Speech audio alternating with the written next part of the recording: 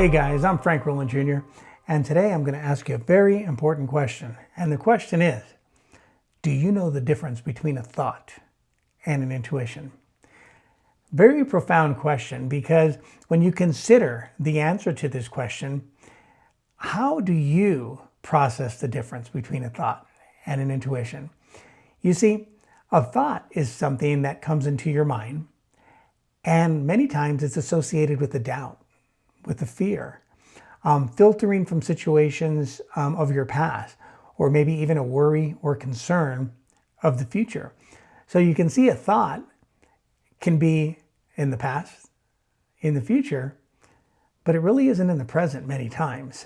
Okay? So the reason I ask if you know the difference, because in intuition, you may be robbing yourself when you have a pure intuition by treating it as a thought.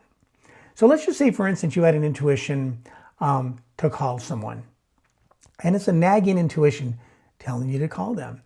But instead of just calling them, what do? You poke it with a stick. Yeah, but I'm busy right now, or they may not be here, this and this and that.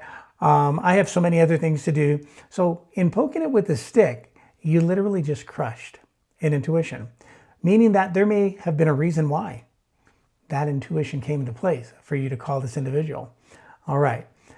When there's a thought, and I talk about the associated doubts reflected in that, if your intuition says to go to another city, okay, and you treat it as a thought, you will not do the one thing that confirms whether or not that intuition is real for you. And that is associated with your gut. So when that intuition comes, instead of poking it with a stick with all your questions and concerns and doubts, you literally can take that down to your gut and ask, how does it feel for me to go to this town? How does it feel for me to call this friend? There's only two sensations the bodies can give you. One, which will be an affirmative. It'll be your yes, because it'll feel good. All right. And the other will be angst, worry, concern, tension in the gut. And so you can see one is an affirmative feeling and one is like a negative. So it's important to tune in.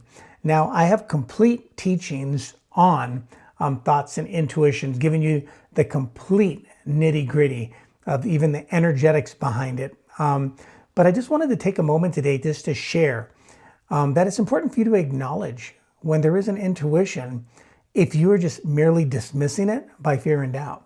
Okay? That gut feeling is something that is real. You know, one thing that I will share is that there are more nerve centers going through your stomach.